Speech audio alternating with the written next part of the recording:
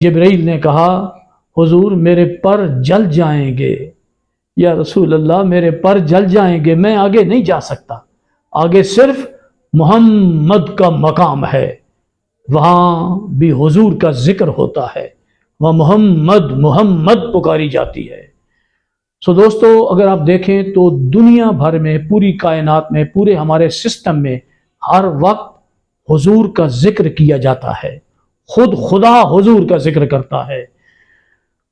आपने कभी सोचा कि जब हुजूर की बारी आती है, जब रसूल पाक सल्लल्लाहु अलैहि वसल्लम के जिक्र करने का मौका आता है, तो आप किसका जिक्र करते हैं? कभी हमने तवज्जो की? आइए फ़कीर अपनी सवाबदीद के मुताबिक ये नुक्ता आपको समझाने की कोशिश करता है। कायनात सारी खुद रब्बे बारी ताला हुजूर का जिक्र करते हैं, लेकिन जब रसूल कायनात को मौका मिलता है तो आप किसका जिक्र करते हैं?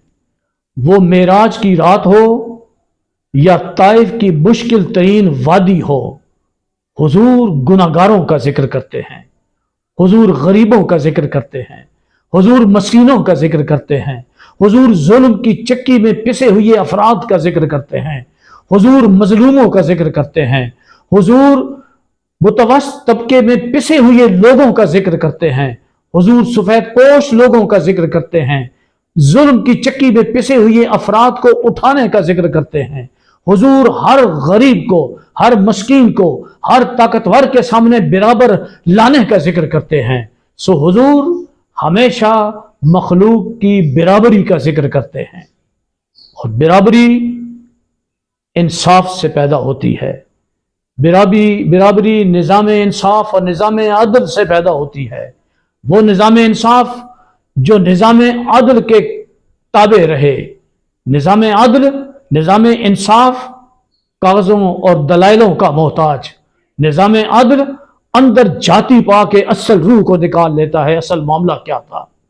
सरकार की ज़िंदगी मुबारक में आप देखें तो हुजूर ने बाज़ मकाम पर, बाज़ हिकमत के तहत किसी को इजाज़त दी कि हाँ तू गुनाह करना चाहता है कर। वो शख्स आया, एक शख्स आया, उसने कहा हुजूर मैं कलमा पढ़ना चाहता हूँ मगर 4 गुनाह हैं, नहीं छोड़ सकता। उसने अपने गुनाह बताए। सरकार ने फरमाया इसमें से एक झूठ बोलना छोड़ दे। हुजूर ने झूठ से नफरत की, जिसको फिर कुरान मजीद ने भी बड़ी शिद्दत के साथ कहा, लानतुल्लाहि अलल काज़िबीन, झूठों पर अल्लाह की लानत हो। सो हुजूर पाक सल्लल्लाहु अलैहि वसल्लम ने जराइम की बाज़ औक़ात बाज़ हिकमत के तहत उस शख्स को इजाज़त दी, मगर आप सरकार की ज़ाते मुबारका पूरी ज़िंदगी मुबारक में से कोई एक लम्हा ऐसा नहीं निकाल सकेंगे कभी अदल व इंसाफ का मौका आया तो हुजूर ने किसी को इजाज़त दे दी, खैर है मज़े कर। अदल व इंसाफ का मौका आया तो हुजूर ने फरमाया खैर है कोई बात नहीं, यहाँ इंसाफ न कर। अदल व इंसाफ का ऐसा मामला था जिसमें सरकार ने कभी कंप्रोमाइज़ नहीं किया, कभी कमज़ोरी, माज़अल्लाह कमज़ोरी न कहें, कभी इजाज़त नहीं दी। हुजूर पाक सल्लल्लाहु अलैहि वसल्लम ने कभी किसी को इजाज़त नहीं दी कि अदल व इंसाफ के मामले में कोई डंडी मारे। अदल व इंसाफ ऐसी चीज़ है जो इंसानों के लिए फलाह व बहबूद का काम करती है, जो इंसानों को बराबर लेवल पे लाती है, जो ताकतवरों को ताकतवर बेशक रहें लेकिन कमज़ोर उनके बराबर आ जाते हैं, उनके सामने आ जाते हैं, उनसे खुल के बात करते हैं। हर होने वाले जुल्म पर कमज़ोर अपनी ज़बान खोल देता है। मेरे दोस्तों, मिलाद नबी सल्लल्लाहु अलैहि वसल्लम के इस मुबारक मौका पर फ़कीर जो आपको पैगाम देना चाहता है, और जो मैं समझता हूँ, हमारे मुल्क में हुकूमतें आती हैं चली जाती हैं, जमातें आती हैं चली जाती हैं, और ये हुकूमतें कभी आके कहती हैं कि इनको हटा दें, हम आ जाते हैं, हम आपका बहुत कुछ करेंगे। कभी रहने वाले कहते हैं हमें रहने दे, हम आपका बहुत कुछ करेंगे।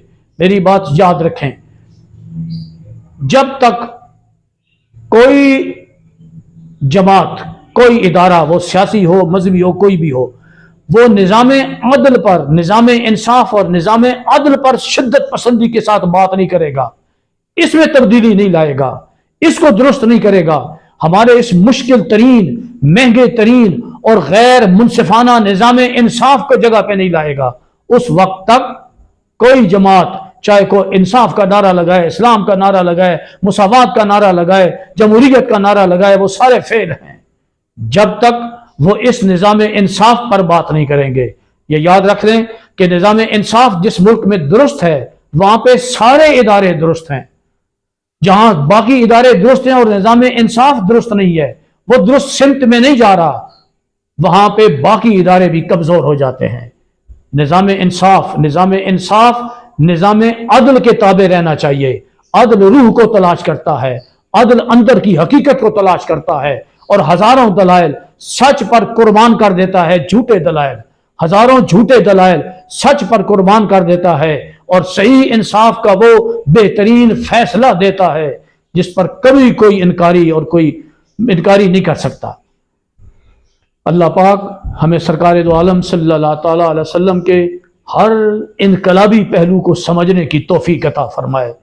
حضور پاک صلی اللہ تعالیٰ علیہ وسلم کے وہ انقلابی پہلو جہاں انسانی مساوات جنم لیتی ہے، وہ اللہ پاک ہمارے اندر بھی پیدا کرے، ہمارے اپنے من میں بھی پیدا کرے۔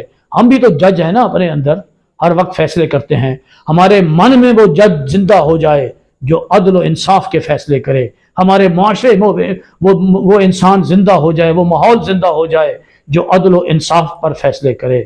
اللہ آپ کو سلامت رکھے، اور سرکار دو عالم صلی اللہ تعالی وسلم کی میلاد النبی کی مبارک کھڑیاں آپ سب کو مبارک ہوں۔ Thank you very much. والسلام طاہر فرامٹک۔